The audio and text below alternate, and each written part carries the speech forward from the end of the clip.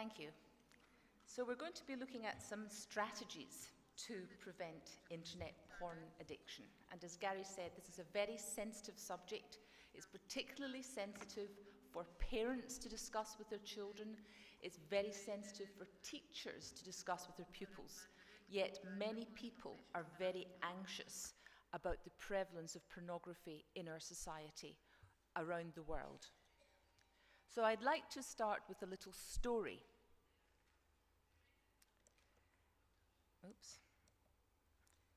A few years ago, I was running an international workshop at the University of Cambridge, and this man was one of the participants. He's a Shiite cleric who's also a judge in the Sharia courts in Baghdad. And I told him about my work on internet pornography addiction, and that I'd heard about a young Egyptian man who was having problems with it. 2 years after getting married, he was still not able to consummate his marriage, and his wife, as a consequence, wanted a divorce. Extremely worried by this, the young man began searching online for some help, and in fact, he found Gary's website, where he discovered that his pornography habit, which he thought was just free fun, especially before he was married, might be the reason that he was unable to perform his marital duties. Now, we don't know if in fact he managed to save his marriage, but the judge was very interested in this, and he said to me that male weakness was the most common basis for divorce in the Sharia courts. And I wonder if this may link to the widespread erectile dysfunction that Gary has just talked to us about, that many young men who are not willing or wanting to be connected to women until they're married may be using internet pornography as an outlet for their sexual energy without realizing that it may be causing them physical and mental harm, and then leading to divorce with all the ramifications and problems that that brings. So what is to be done? Well, knowledge is key. We cannot ignore the change to our culture that high-speed internet pornography and the widespread availability of smartphones and tablets has brought in such a short time. It has radically changed our cultures and therefore the environment in which we are trying to survive. So I'd like to outline 3 prevention strategies from around the world, each with its own strength. And the first one is the one that we are developing at the Reward Foundation. We're an educational charity. We do work in schools. We talk to government officials. We talk to healthcare professionals. We talk to prison governors and prison officers and social workers. And basically, our bottom line is that we all must learn more about how the brain and body of users are being affected by internet pornography and to take suitable action. So we teach a basic ABC guide to the brain and also strategies to overcome it. And we found that teaching people about the brain overcomes a lot of barriers, rather than saying, don't do that because it's bad for you. Who's going to listen to that, especially adolescents? But if you teach them about their brain, people are fascinated about what makes us tick, especially young people. And we found that with Gary's talk, his TED talk that's had over 6 million views, when young people understand, and this is older people too, what makes them tick, they're much more willing to take responsibility to change their own behavior. So, we're going to look at the prevention strategies in the UK, the one that we are promoting, one in Australia, and one from the US. And it's in fact this one recommended by Gary earlier by Dr. Dunkley. So let's start with what we are suggesting. So, step 1, take the glass out of the wound. This constant hammering of novelty on the delicate part of the pleasure and reward system of the brain is a major stressor. So what we say is, take the stressor away.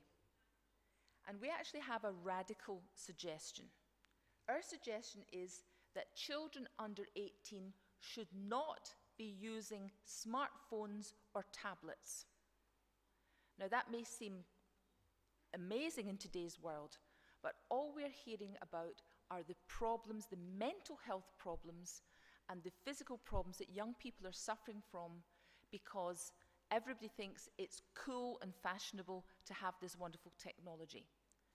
Now, we're not saying that young people should not have access to the internet, and we're not saying that they shouldn't have perhaps mobile phones so they can text or speak to their friends. But it's the constant access to the internet that is unsupervised that is the problem. And I'll talk a little bit more about that as we go through. But when we teach, as I mentioned, teach young children how the brain system works, they are more motivated to make the changes and even to consider what can be done. We teach them about neuroplasticity. We teach them about habits, how habits are formed in the brain, habits of thinking and habits of doing, and how you can change those habits in a positive way. Parents and schools have to be willing to take the initiative to protect the children, because despite the fact that we think that electronic education is valuable, the research is suggesting otherwise, that it's actually detrimental to learning.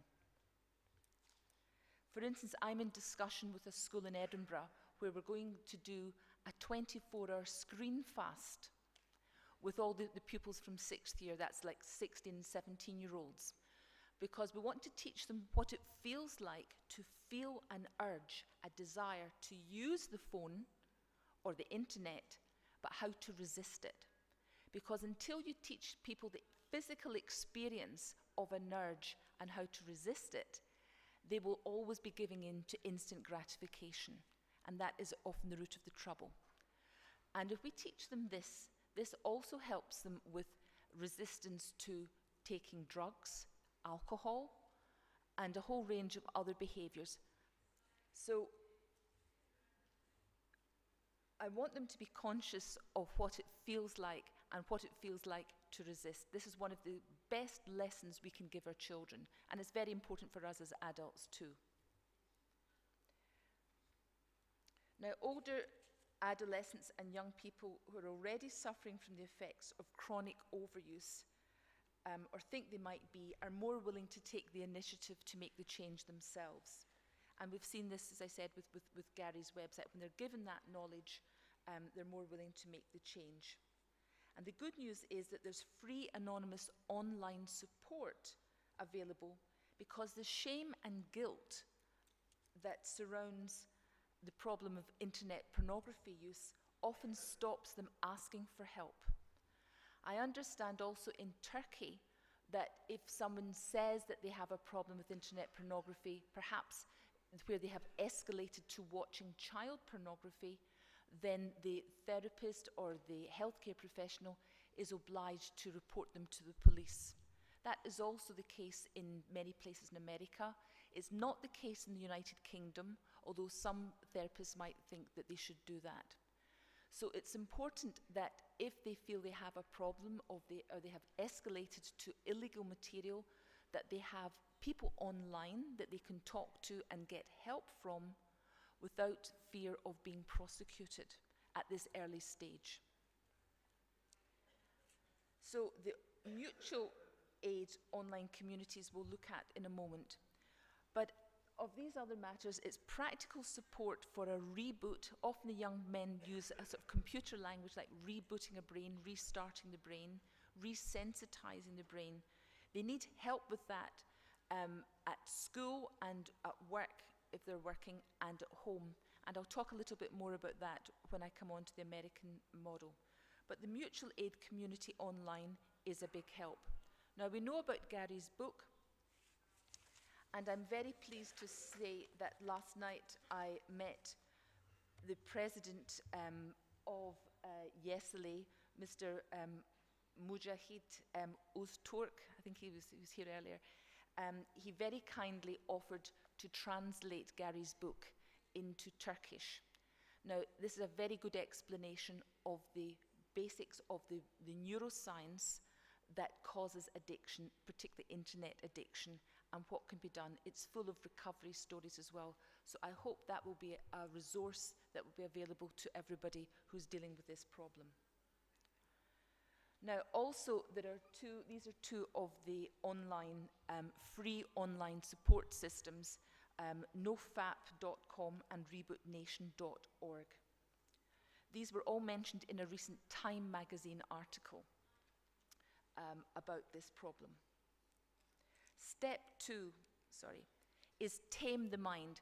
When young minds are so busy and stressed out by looking at the internet non-stop, they have a highly stressed state of mind. And to counter that, what we recommend is deep relaxation, or mindfulness in particular, and that works extremely well with CBT. And sometimes people need psychological support with that. Now, there's excellent research being done, more and more research being done on the benefits of mindfulness, because it actually strengthens the grey matter. It thickens physically the grey matter in the parts of the brain that are reduced and depleted by addiction. One of the brain changes with addiction is hypofrontality. That's low grey matter in the frontal lobes, where people need to exercise self-control.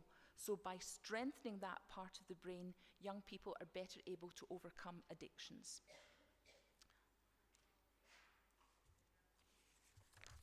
Step 3 is building resilience with relevant life skills. Now, the big problem with many young people is they're lonely, they're struggling to become adults, and they don't know the language of face-to-face contact. So here's a range of skills and behaviors that young children need help developing. One, of course, is restorative sleep. So many kids are busy looking at their smartphones till late at night that they're not getting enough sleep. So they're wired and tired. They go to school the next day and they can't learn. They're too tired. And that's a disaster for learning the skills they need to get jobs to move on with their lives. Regular healthy food too. Too many of them skipping meals so they can play games, eating too much junk food, high salt, high fat, high sugar, and that's causing cognitive problems too. They need more physical exercise to deal with the incipient problem of obesity, because they're spending too much time in front of computers. They need more time in nature, connecting with nature, and the mental relaxation exercise I talked about. But some of the other skills that we need to teach in our schools is assertiveness training. Say no. How do you say no to somebody who's trying to cyberbully you, when maybe young men are asking girls for selfies of themselves, naked selfies? Girls need to learn to say no and not be persuaded by that. Or young men being pressurized into looking at extreme material to show that they're macho men. They need to learn to be strong to say no to that too. We need to teach them critical thinking skills so that they can question what is actually going on in pornography. Who's behind the pornography industry? What are they trying to get out of me? You know, what's this all about? We need to teach them conversation skills, courting skills, dating skills, healthy old-fashioned skills so that they get into good relationships. Hobbies and interests, as you can see, organizational skills. We often talk about kids being chaotic, and that's part of adolescence, trying to calm down and learn to be adults, but we can teach them organizational skills. And we can teach them financial capability, which reduces their stress, and when their stress is reduced, they're less likely to go off and get their rewards from these other things. So we look at getting rewards from healthier sources. Now, I'd like to move on to a program that's been developed in Australia. We've only recently found out about this. It's an excellent program. It's by a group called Reality and Risk, and it's called It's Time We Talked. And I've got a link at the end of this presentation that'll be available for you. You can investigate this further. But as you can see, it's materials for young people. There's stuff there's a part of the website specifically for young people. There's a part for parents, a part for schools, and for community organizations. And they have they try to change the culture of a community, starting with the school, from the youngest to the oldest, and they give tips to parents, lessons for teachers, and a whole program to help change this culture. Now, two slight drawbacks with it. They don't mention the brain, and we do think that teaching about the brain is an integral and important part of that.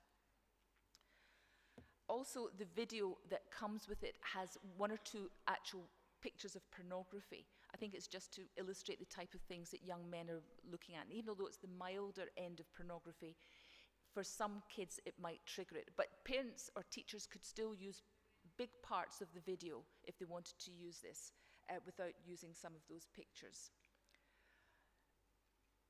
There are we all know that filters can be very helpful, but young people are very adept, very clever at getting round filters, or they go to their friend's house to where there are no filters on the computers. So it's important that we teach them in a more direct way. We want to reduce the demand for pornography and not just cut off the supply. So that program has been very well funded by the Victorian state government, and it comes out of the domestic violence program, as pornography has a big influence on domestic violence too.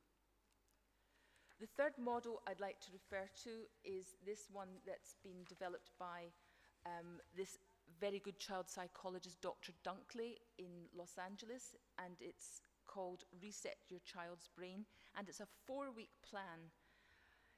It's much more about a one-to-one collaboration between parents and children.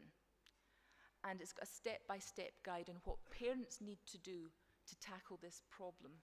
And it's also what parents need to do in conjunction with schools.